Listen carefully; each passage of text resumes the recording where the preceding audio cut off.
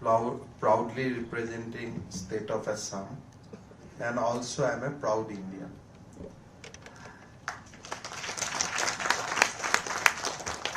I am coming here, but in last 2 months I am coming here for the purpose of election, and obviously when we came for election we meet lot of people, lot of interaction take place, and it's also become a platform to know each other more intensively. We have spoken about Bharat, we have spoken about our great country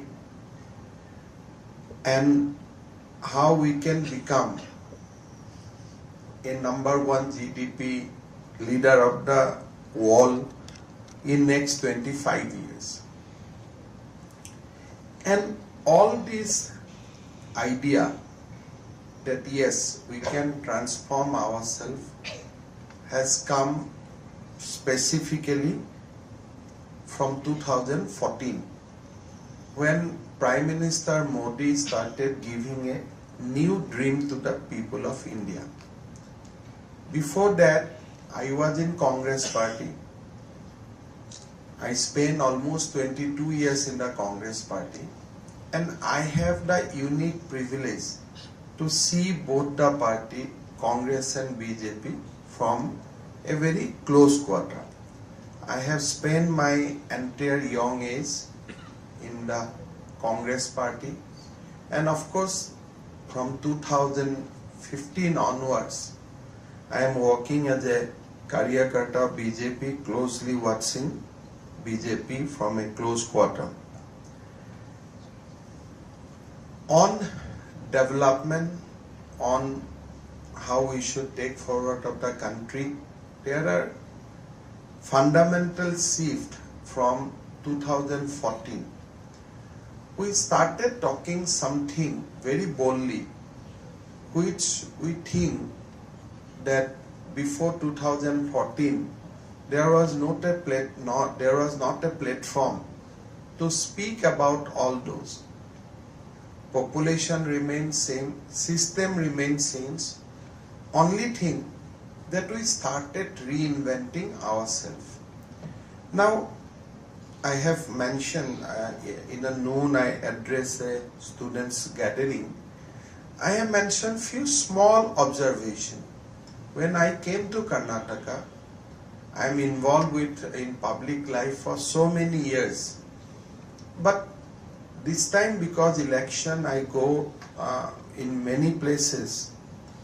I have able to see, or I have able to realize myself from very closely that how Karnataka represent huge values in our history of our nation.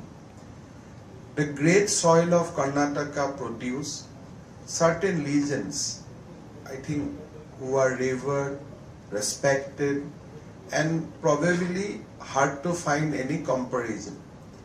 Lord Basaveshwara, Kampagwada, Rani Sinamma, those are brightest names in our history.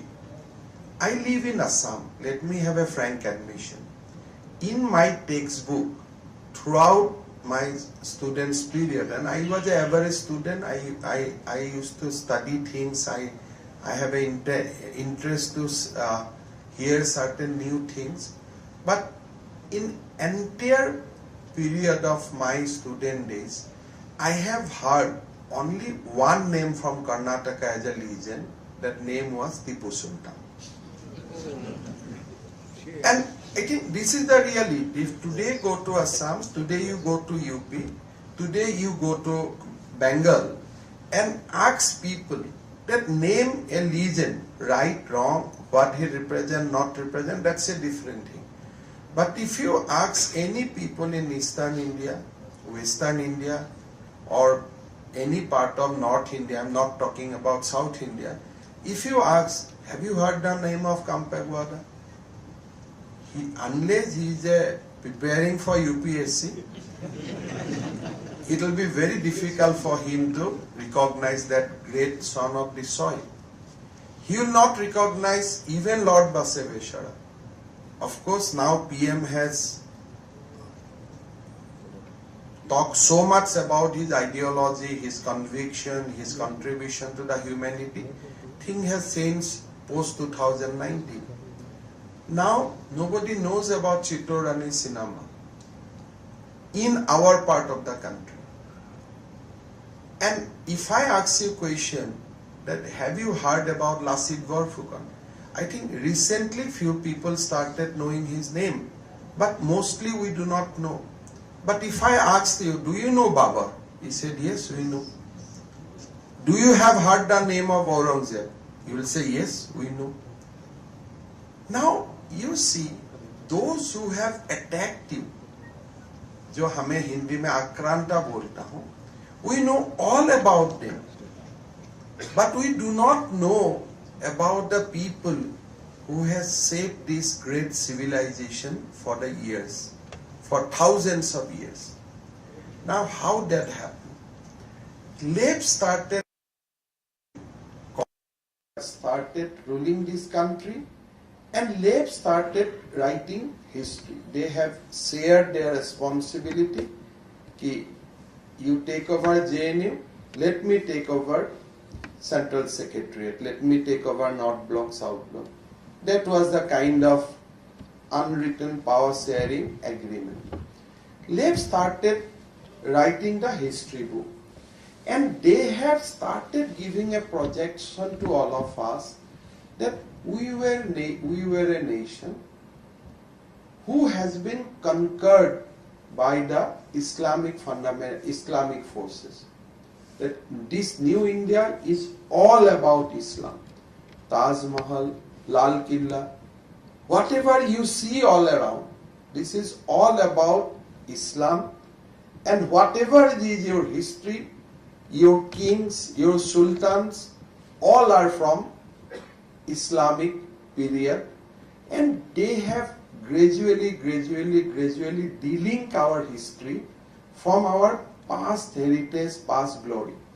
For them, as if India started from the day of invasion by the Islamic people, and thereafter, as if the Indian nation started from the time Mughal Empire started ruling this country.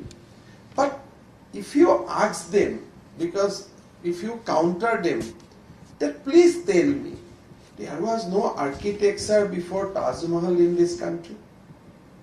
Don't we have the Sun Temple in Orissa? Don't we have the Jagannath Temple in Orissa? Don't we have the Kamakhya Temple in Guwahati? Even after thousands of years, the structure remains same. Don't we have so many Ajanta, Ellora? Don't we have so many architectural in a kind of surprises in this country? Every state has produced architectural marvel. Every state. How? 6,000 of years. Still there are, you will find out things which are carry so, there must be earthquake, there must be storm, everything has happened in this land. But still all those architecture remain solid as it was 6,000 years ago. Those are not architectural wonders.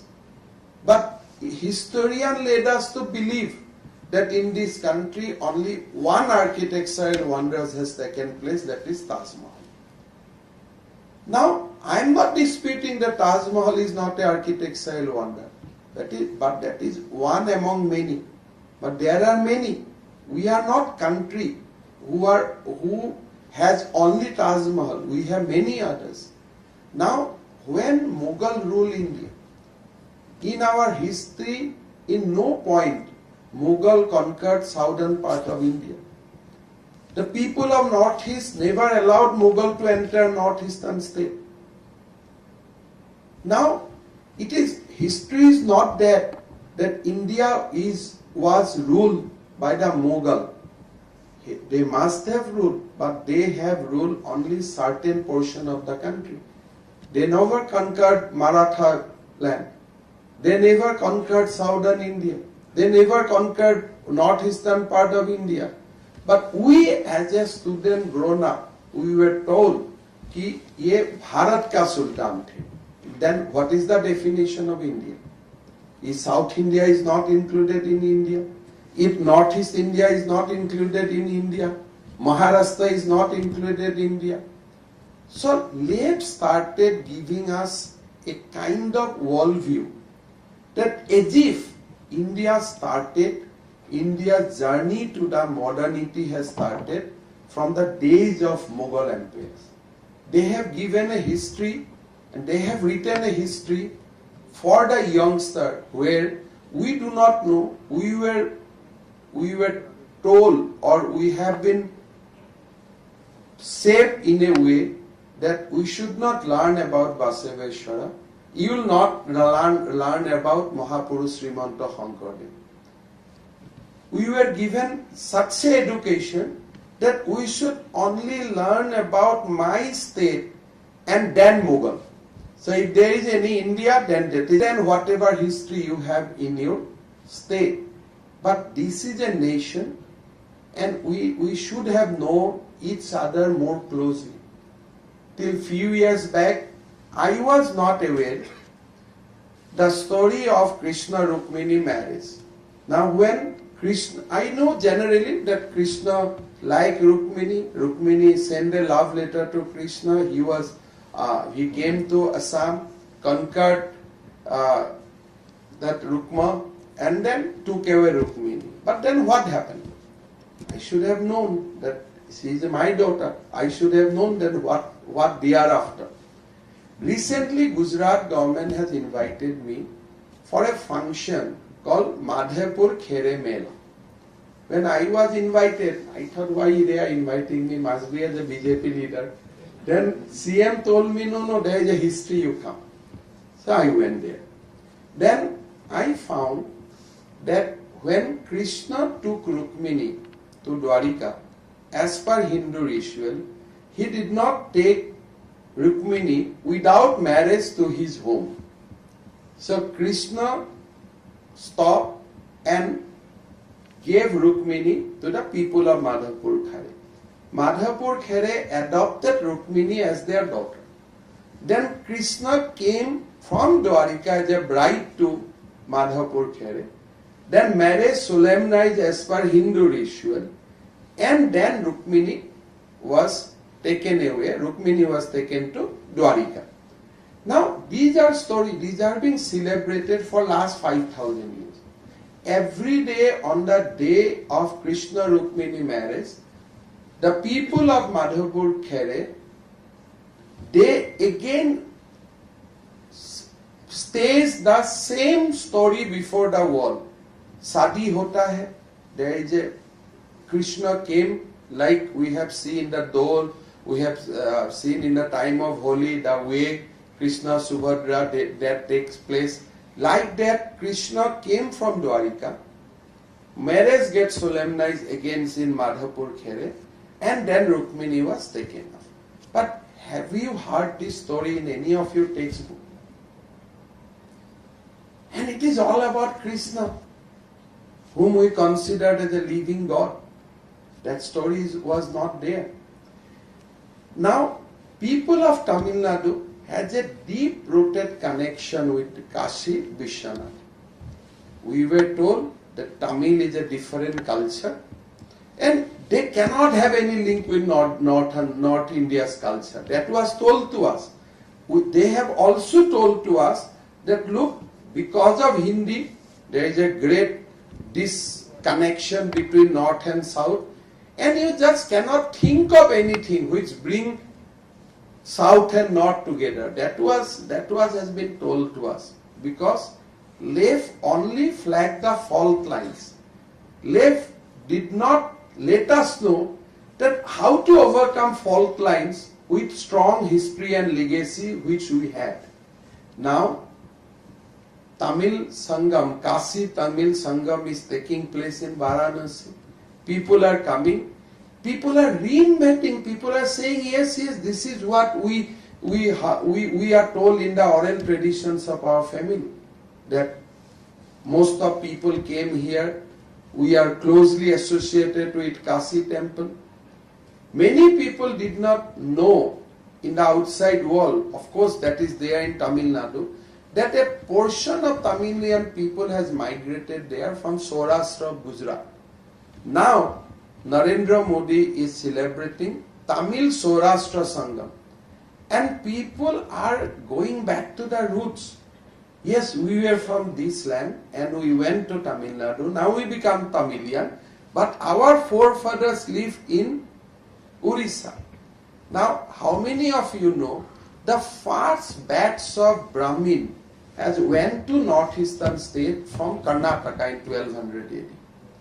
If you see my history, if you see the history of Brahmins in Assam, if you just Google it, then it will be told like this. The first batch of Brahmin migrated from Karnataka in 1200, then 1400, the another batch has migrated from Kannauj. So these were in the history, these are in the knowledge, these are in everywhere, in our sastras, in our books, everywhere. But lay historian given a different shape of history. Don't go to Karnataka unless you know Kannada, because then you will be in trouble. Don't go to Tamil Nadu, you have a problem unless you know Tamilian. Don't go to Assam, Alpha lives there, you will be killed. So these are the things they taught to us. And we grown up like that. We grown up like that. Yes, this may be true because the history has given us, or the textbooks were shaped in such a manner, we did not have the intention or we did not have the intellectual capacity of that thought process. Now, Narendra Modi started challenging that thought process. Look, this is not India. There is a different India. We need to identify, we need to reinvent the proper India. Gradually we are inventing that India. Our civilization were same. We worship the same God. Our puja, our tarpan, our arpan is same. We respect our ancestor. We do the same shraddh. Maybe somebody solemnizes after 3 days, some days after 12 days. But the basic that we have to remember our Pitri Purus. These are all common things which we celebrate like Hindu, we celebrate like Indian. If we meet and if we talk, we realize that we eat, we live in the same way. Maybe you are eating rice, I am eating dosa, but the same thing, dosa is also produced from the rice. You cannot disintegrate dosa and rice because I eat raw rice in Assam. You eat this dosa here, but both were produced from rice only. So, but Lev has created a psyche in our mind. No, they eat dosa, you eat rice. You are completely two nations. You are completely two people. And that is why people like Rahul Gandhi also comes under this impact of Lev historian, and they say, no, Constitution has written, India is a union of states. But when Constitution was written? Constitution was written in 1947. But India is there from 6,000 years ago. It is, the Constitution may be a modern document, but our civilization values has not started from 1947. Sometime even Supreme Court says, the Constitution is everything. I said, no, Constitution cannot be everything. The values behind the Constitution are everything. How our Constitution was written, how our Constitution was shaped. Recently there was a TV 9 Bharat they asked me some question. I answered, but I thought in some platform I will elaborate. In 1947, when British left this country, they made two countries. Partition happened, India, Pakistan. Now, in Pakistan Constituent Assembly, majority of Muslim people sat at that point of time. Jinnah also spoken vaguely about all community and everything, that in New Pakistan everything will be respected, all this he said. But the country was declared as an Islamic country. In India, we have the same number of Hindu people in our Constituent Assembly. Same shift. Our Constituent Assembly was full with a Hindu majority. What we have decided? We decided that India will be a secular country. If today India is a secular, the credit goes to our forefathers who sits in Constituent Assembly and decided to make India a secular country. It is not because some court ruling has compelled us. It is because our forefathers decided that India will be a secular country. Secularism of India is a gift of Hindu civilization. It is a gift of Hindu civilization. It has not come something like because British has told us to do that.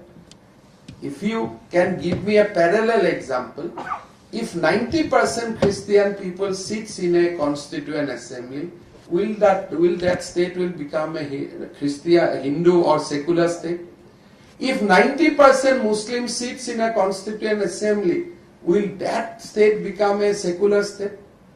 If tomorrow 90% of Supreme Court judges become Muslim, 90% of the MLAs of Karnataka become Muslim, 90% of MP of Indian Parliament become Muslim, will India remain as a secular country?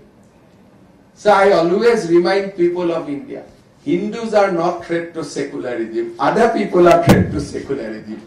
Hindus cannot be threat to the secularism because we believe in inclusiveness. Our forefathers has told us, given us in the Rig Veda, Ekam Saitya Vipra Bahuda Vibandi. So as a philosophical foundation, we believe, yes, there may be Allah. We believe there may be a Jesus. We believe there is a Krishna. We believe there is Shiva. But all these worship will lead us to the Param Saitya, Ekam Saitya, one Saitya. Means will be different, Saitya will be one. So we accept diversity. We accept inclusivity. That is why Hindu proudly say Vasudhaiva Kutumbakam. That only Hindu can say. In world, nobody has the guts to say that Vasudhaiva Kutumbakam. Only a Hindu can say that Vasudhaiva Kutumbakam. So we are the inheritor of a great civilization. We are part and parcel of a great nation. We were never dominated by Mughal. People has not accepted. If people would have accepted Mughal, everyone would have been converted to Islam. Some of the people who could not withstand them because of different reason, I do not want to go, but they have converted. But majority of Indian, we stand with the mighty Mughal empire. No, you might be emperor, but we will not follow what you have said. And they made whole lot of sacrifice. They sacrificed everything, but they decided that we will not change our belief, we will not change our ethos. That we are inheritor of that forefathers who has taken everything, all the kind of negativity, duress, trade, maybe what not, but still they said, no, you might be mightiest, but will not change our values, will not change our character, will not change our religion. So we are representing of that great nation. India has produced many such great heroes. India has produced so many legends. Until and unless we celebrated the 75th year of independence, we were not told all the stories. When country celebrated Golden Jubilee, maybe that time also there was a prime minister, but he never asked to put Tiranga in every houses. We would have done the same thing. People say like Narendra Modi kar raha hai. We would have liked to have this kind of things even from the beginning of our journey. Who would have defied if 50 years back when India celebrated Golden Jubilee, the Prime Minister of that point of time asked us that please host Tiranga in every household. We'd have hosted the same thing happily. Nobody would have opposed. But we were not told. We were not told to raise Tiranga or host Tiranga. Rather, we were told, no, 4 baje ka baad ab kar nahi sakta, ab aise karna padega, aisa karna padega. Even to host the Tiranga, a whole lot of restrictions were put. And country was running like that. They have given us an intellectual therapy so that you can always feel yourself like a subdued nation. Today it is a time of awakening. And I have seen that awakening is taking place everywhere. I am not talking only about 1 or 2 individuals. Today everybody. Earlier also we have seen Asian Games, Olympic Games, when our people own. They did not used to have folded themselves with Tiranga and celebrate so much with the national flag. But today these things are coming out spontaneously. Things are happening. India is changing. Today people believe that we can reclaim our lost glory. People are working, people are writing tirelessly. Social media, in their own blogs, and everywhere people are trying to contribute. And I strongly believe that even a small individual action can change this nation. Tomorrow morning, if every Indian decide कि I'll plant a tree, then the total number of tree will be 100 plus crores. That is the kind of power we have. Tomorrow morning, if we decide that we'll all donate something, the amount will be very huge. For if we say that we'll do it for a single cause, the collective bargaining power of this country is very, very huge. When nuclear tests happen, many people feel, recently I have read the biography of Sri Devagowda. He has explained that I did not put the nuclear test because I thought that country will feel economic disaster. Yes, as a Prime Minister you have thought that. Because you did not have a confidence on the people of India, the collective power of people of India, that people of India collectively can withstand any kind of ban which may have been imposed on this nation. Bajpayee realized the collective power of this nation, and that is why he went forward and he did the nuclear test. So that's kind of confidence today Prime Minister is having on the people of India. So this is a very, very exciting time for us. Irrespective of any election result, today India is a awakened nation. India has awakened. Now India feel proud, and I am sure that this country in its Amrit Kal will become #1 country in the Committee of Nations, and we are all working towards that. I'll just give you a small example of Northeast India. As you know that if there is any discussion of Northeast state happen in this country, that was because of wrong reason. There is a bomb blast, there is some flood, bomb blast, firing, all these things.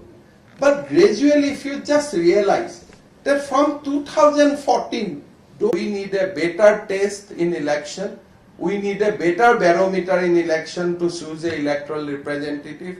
Although that situation is not there, we compete ourselves, like dekho, whatever it was Assam before me, at least after me, it should be a better place to live in. That is my own goal, and I am trying to follow that. And every politician in our party is trying to do that.